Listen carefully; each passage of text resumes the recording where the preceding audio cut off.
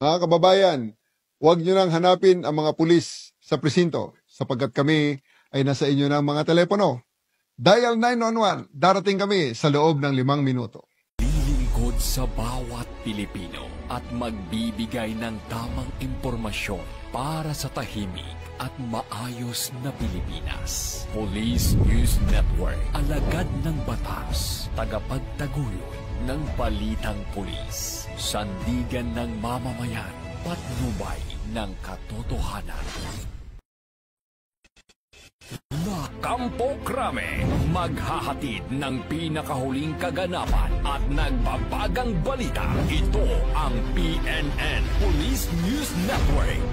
At ngayon, ang inyong mga tagapagbalita.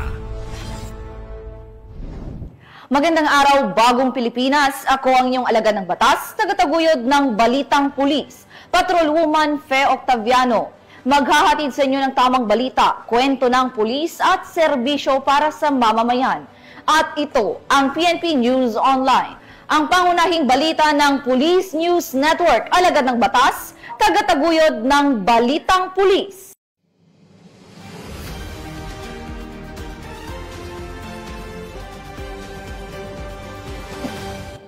Ngayon ay araw ng Sabado at narito ang mga balitang nakalap ng ating PNN correspondents sa loob ng linggong ito.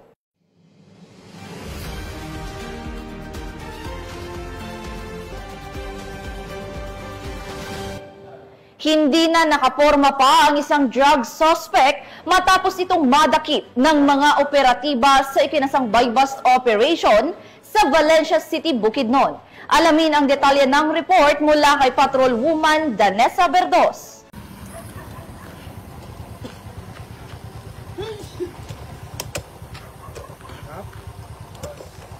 Arestado ang isang drug suspect sa sinagawang joint buy-bust operation ng City Drug Enforcement Unit, Bukidnon Provincial Intelligence Unit, katuwang ang mga kapulisan ng Valencia City Police Station sa Barangay Lurugan, Valencia City, Bukidnon. Kinilala ni Police Lieutenant Colonel Brian M. Panganiban, officer in charge ng Valencia CPS, ang drug suspect na si alias Janjan, lalaki at residente ng nasabing lugar.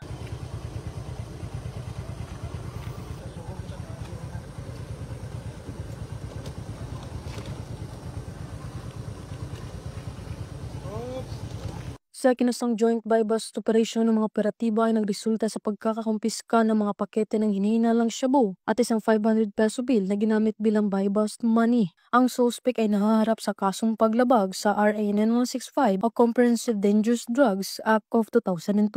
Mula dito sa Camp Capistrano, Gusa, Cagayan de Oro City, ako ang inyong Police News Network correspondent, Patrolwoman Danessa Berdos, alagad ng batas, tagataguyod ng Balitang Pulis. Maraming salamat, Patrolwoman Berdos. Nasamsam ang mahigit 700,000 pisong halaga ng shabu mula sa top 8 regional high-value individual sa isinagawang anti-illegal drug operation sa Moncayo, Davao de Oro. Ibabalita yan ni Patrolwoman Daphne Pasaol. Arestado ang top 8 sa listahan ng high-value individuals sa rehiyon ng Davao sa ikinasang operasyon ng pulisya madaling araw nitong Hunyo 5 taong kasalukuyan sa Barangay Union, Moncayo, Davao de Oro. Pinangunahan ng Regional Police Drug Enforcement Unit 11 katuwang ang mga tauhan ng Moncayo Municipal Police Station kasama ang mga operatiba ng RIDPIT, PIU, PDEU at First Davao de Oro PMFC sa pakikipag-ugnayan ng Philippine Drug Enforcement Agency o PDEA. Ayon kay Police Major Maynard D. Pascual, hepe ng Regional Police Drug Enforcement Unit 11, kinilala ang suspect na si alias Bobong, 46 anyos at residente ng Purok Doranta, Barangay Union, Moncayo. Na-recover mula sa suspect ang tinatayang 105 grams ng shabu na may standard drug price na humigit kumulang 714,000 pesos. Ang pagkakakumpiska ng mahigit 700,000 pesos halaga ng ilegal na droga ay isang malaking tagumpay laban sa patuloy na kampanya ng pamahalaan kontra ilegal na droga at patunay ng mahigpit na pagpapatupad ng batas sa rehiyon. Patuloy ang investigasyon ng mga otoridad upang matukoy kung may iba pang sangkot sa ilegal na aktibidad ng arestong suspect. Mula dito sa Davao Oriental Police Provincial Office, Ako ang inyong PNN correspondent, Patrolwoman Daphne Pasaol, alagad ng batas, tagataguyod ng balitang pulis. Maraming salamat, Patrolwoman Pasaol. Bilang bahagi ng patuloy na pagtutok ng pulisya sa kalakaran ng iligal na droga sa bansa, 3 street-level drug personalities ang naaresto sa ikinasang bypass operation ng mga otoridad sa Maguindanao del Norte. Ang balita mula kay Patrolwoman Maricris Algabre. Matagumpay na sinagawa ng mga operatibang isang anti-illegal drug buy-bust operation sa Zone 4 Barangay Tamuntaka, Dato din Sinsuat, Maguindanao del Norte nito lamang ika-4 ng Hulyo taong kasalukuyan. Kinilala ni Police Major Pasigan A. Abbas, Acting Chief of Police ng Dato din Sinsuat Municipal Police Station, ang mga naarestong suspect na pare-parehong nasa listahan ng street-level individual na sina alias Soy, 18 anyos, alias Jeffrey, 24 anyos, alias Dos, 28 anyos, at alias Pugi na kasalukuyang pinaghahanap ng mga autoridad. Naging matagumpay ang ikinasang operasyon ng mga operatiba ng 2 MPS katuwang ang Marines 1st Provincial Mobile Force Company 2nd Maneuver Platoon at nakumpiska ang 11 hit-cell plastic sachet na hinihinalang shabu at tinatayang nagkakahalagang 20,400 pesos, 2 improvised glass tooters, non-drug evidences at buy-bust money na ginamit sa illegal na aktibidad. Ang mga naarestong suspect at nakumpiskang ebidensya ay kasalukuyang nasa kustudiya ng 2 MPS para sa kaukulang dokumentasyon at tamang disposisyon bago i-turn over sa Regional Forensic Unit para sa laboratory examination at mahaharap sa kasong paglabag sa Republic Act 9165 o Comprehensive Dangerous Drugs Act of 2002. Ang tagumpay ng operasyong ito ay patunay ng patuloy na kampanya ng kapulisan at iba pang law enforcement agencies laban sa illegal na droga katuwang ang mamamayan sa pagsusulong ng mapayapa at ligtas na Bangsamoro Region. Mula rito sa rehiyon ng Bangsamoro, ako ang inyong PNN correspondent, Patrolwoman Maricris Algabre, alagad ng batas, tagataguyod ng balitang pulis. Maraming salamat, Patrolwoman Algabre. Sa bisa ng warrant of arrest, napasakamay ng mga otoridad ang nakatalang top 1 most wanted person na may kasong qualified rape sa Cebu City. Ang report mula kay Patrolwoman Flora May Asares. Sa kulungan ang bagsak ng isang top 1 most wanted person provincial level na may kasong 2 counts ng qualified rape matapos maaresto ng kapulisan ng Cebu City sa sitio Gila-Gila, Barangay Bonbon, Cebu City noong 3 ng Hulyo taong kasalukuyan. Kinilala ni Police Colonel Enrico E. Figueroa, City Director ng Cebu City Police Office, ang suspect na si Hinaro, 70 anyos at residente ng sitio Cambayog, Barangay Busay, Cebu City. Bandang alas 12:40 ng tanghali nang maaresto ng kapulisan ang suspect sa bisa ng warrant of arrest para sa kasong 2 counts ng qualified rape na inisyu ni Honorable Esther M. Veloso, Presiding Judge ng RTC Branch 6, Cebu City na walang rekomendadong piyansa.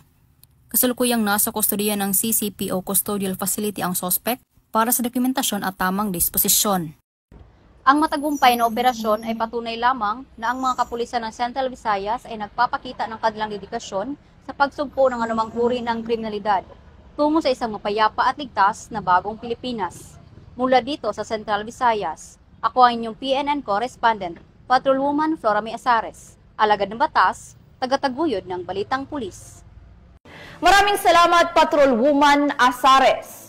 Walang lusot sa otoridad ang isang parcel na may laman umanong marijuana matapos itong maharang sa isinagawang joint parcel and mail interdiction operation sa Romblon.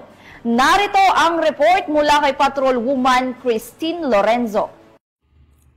Arestado ang isang itinuturing na high-value target sa isinagawang matagumpay na joint mail and parcel interdiction operation ng mga otoridad noong 5 ng Hulyo taong kasalukuyan.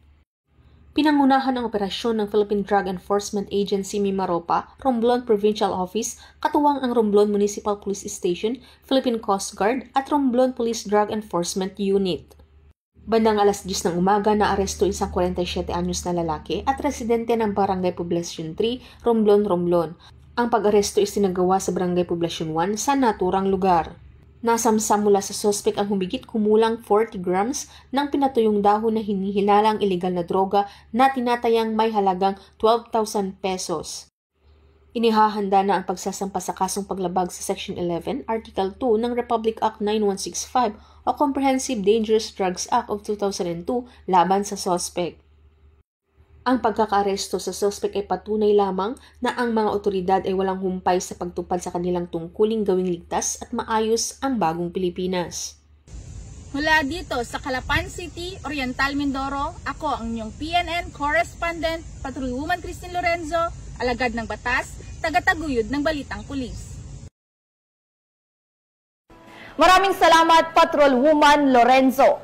Samantala, hindi nakalayo ang dalawang hinihinalang magnanakaw matapos silang agad na maaresto sa Pasay City PNP habang ang ninakaw na cellphone na ay mabilis na naibalik sa may-ari. Salamat sa mabilis na pagresponde ng mga tauhan sa ilalim ng direktiba ni Chief PNP Police General Nicolas Torre III na 5-minute response time policy. Patrolwoman Ivy Corporal sa report. Mabilis na naaresto ng mga operatiba ng Pasay City Police Station ang dalawang sospek kabilang ang isang minor de edad na sangkot sa pagnanakaw ng cellphone sa Barangay 184 Andrew Avenue sa Pasay City. Kinilala ang mga naarestong sospek na sina alias Pangit, 25 anyos, isang e-bike driver at miyembro ng Sputnik Gang at isang 16 anyos na lalaking estudyante na kapwa residente ng Ilang-Ilang Street, Barangay 184 Marikaban ng nasabing lungsod. Sa mabilis na aksyon ng pulisya, agad namang nabawi sa mga sospek ang isang Samsung Galaxy A15 5G na pag-aari ng biktima. Araw po, maraming salamat sa pamumuno sa Station 7 Marikaban ni Lieutenant Tayabas at sa kanyang mga police officer staff na pagka-recover ng aking cellphone po at saka pagkahuli ng dalawang na nagnakaw ng cellphone po. Maraming salamat at big salute sa PNP. Dinala naman ang mga sospek sa Substation 7 para sa dokumentasyon at inquest proceeding sa Office of the City Prosecutors ng Pasay City. Samantala, ang minor de edad ay tinuturing na child in conflict with the law ay mananatili sa kustodiya ng Pasay Youth Center alinsunod sa batas para sa proteksyon ng kabataan. Mula dito sa Metro Manila, ako po ang inyong PNN correspondent, Patrolwoman Ivy Corporal, alagad ng batas, tagataguyod ng Balitang Pulis. Maraming salamat, Patrolwoman Corporal. Sa loob ng 5 minuto, kalaboso ang dalawang out-of-school youth na umano'y nanloob sa isang establishmento sa San Jose City, Nueva Ecija, matapos madakip sa maagap na responde ng mga tauhan ng Nueva Ecija Police Provincial Office. Patrolwoman Janice Bolahaw, ibalita mo. Arestado ang dalawang out-of-school youth matapos ang isang insidente ng panloloob sa isang tile depot sa kahabaan ng Maharlika Highway, Barangay Kaanawan, San Jose City. Kinilala ni Police Colonel Heril Dagwit L. Bruno, Provincial Director ng Nueva Ecija Police Provincial Office, ang nagreklamo bilang isang 33 anyos na manager ng LNJ Tiles Depot na agad na nagulat sa San Jose City Police Station.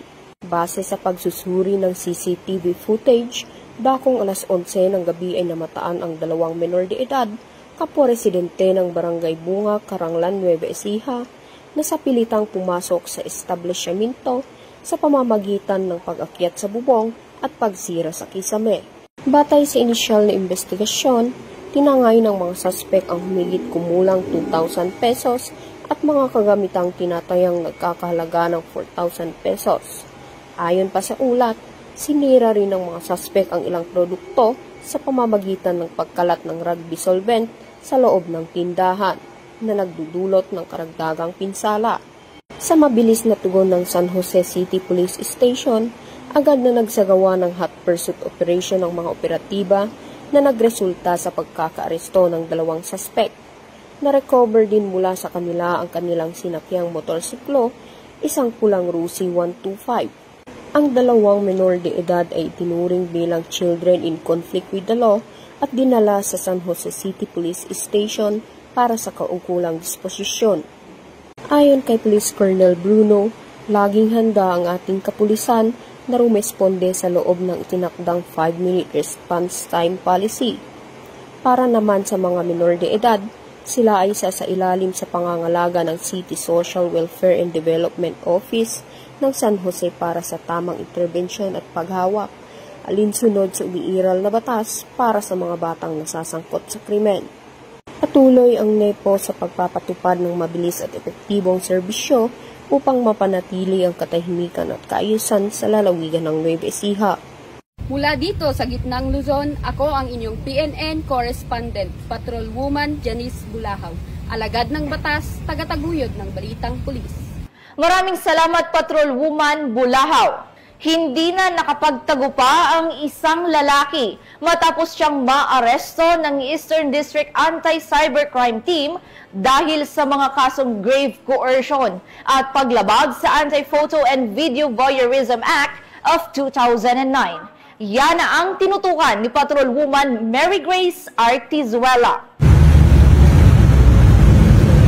Hindi na nakapalagpa ang lalaking ito matapos siyang arestuhin ng mga otoridad kasunod ng reklamo ng isang biktima na kanyang nakilala sa isang social media platform. Ayon sa investigasyon, nagbanta ang suspect na ipapakalat ang mga masiselang larawan at video ng biktima kung hindi ito makikipagkita sa kanya. Dahil dito agad na nakipag-ugnayan ng biktima sa mga tauhan ng Eastern District Anti-Cybercrime Team upang magsagawa ng entrapment operation. Sa napagkasunduang lugar ng pagkikita sa Fairview, Quezon City, isinagawa ang operasyon na nagresulta sa agarang pagkakaaresto kay alias Joey, 34 anyos, na nahaharap sa mga kasong grave coercion at photo and video voyeurism, parehong may kaugnayan sa Cybercrime Prevention Act. Pansamantalang nasa kustodiya na ng IDAC ang suspect para sa dokumentasyon at paghahanda ng kanyang inquest proceedings. Kamakailan, kami po sa Eastern District Anti-Cybercrime Team ay matagumpay na nakahuli ng isang online sexual predator na nananamantala ng mga babae at minor de edad gamit ang social media. Nais po namin na muling balaan ng publiko na hindi lahat ng kausap online ay totoo at marami ang mapagsamantala. So upang maiwasang mabiktima, huwag basta magtiwala o magbahagi ng sensitibong larawan o impormasyon online. Sa ating mga magulang, bantayan po ang ating mga anak at kausapin sila. Para sa ating mga kabataan, matutong magsabi sa mga magulang o pulis kapag may kahina-hinalang kausap at huwag na huwag matakot magsumbong.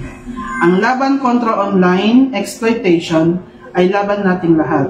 Maging mapanuri, maging maingat at magsumbong kaagad.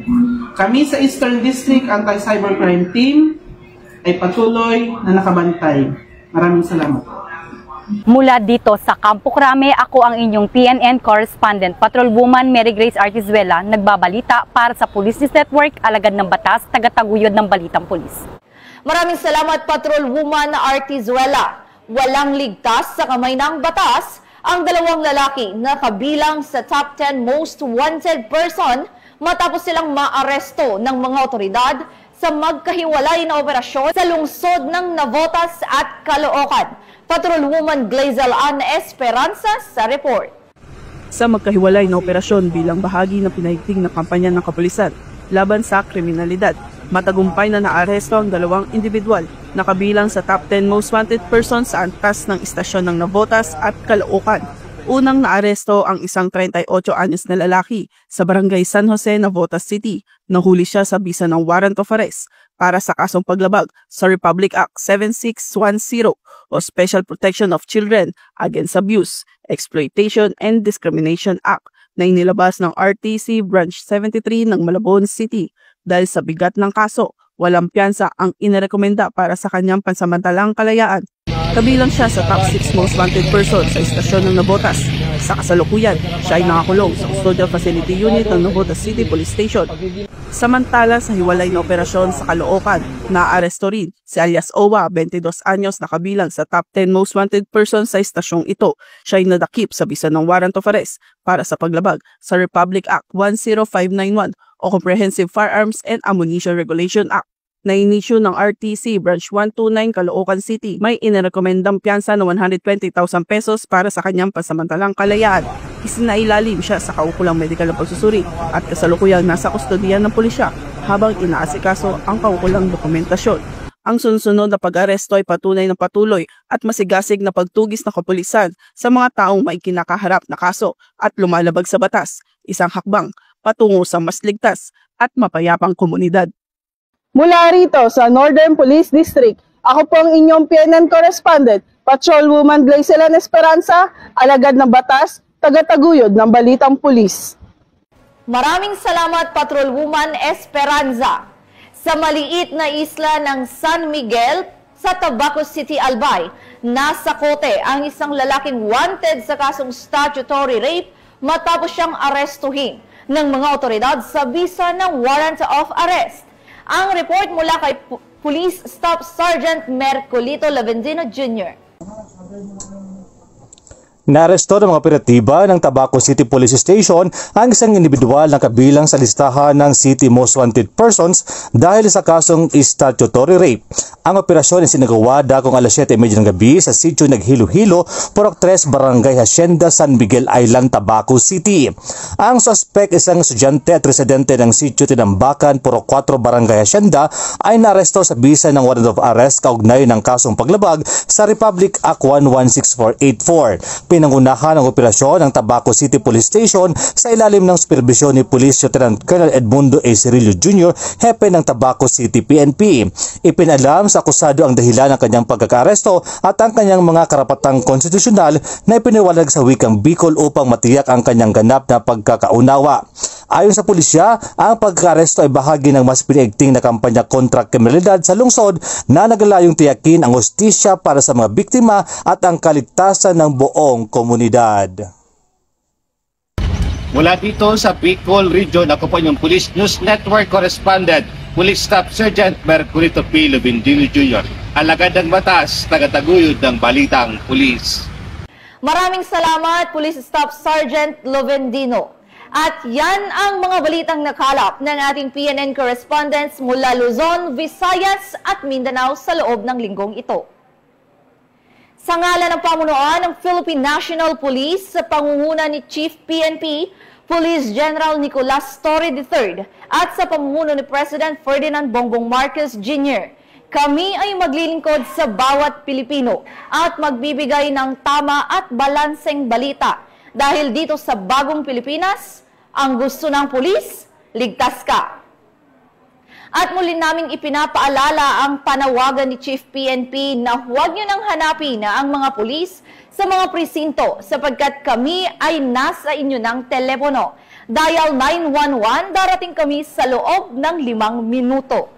Mula rito sa tanggapan ng tagapag-ugnay ng Pambansang Pulisya, ako ang inyong alagad ng batas, tagataguyod ng Balitang Pulis. Patrolwoman Fe Octaviano, maghahatid sa inyo ng tamang balita, kwento ng pulis at serbisyo para sa mamamayan. At ito ang PNP News Online, ang pangunahing balita ng Police News Network.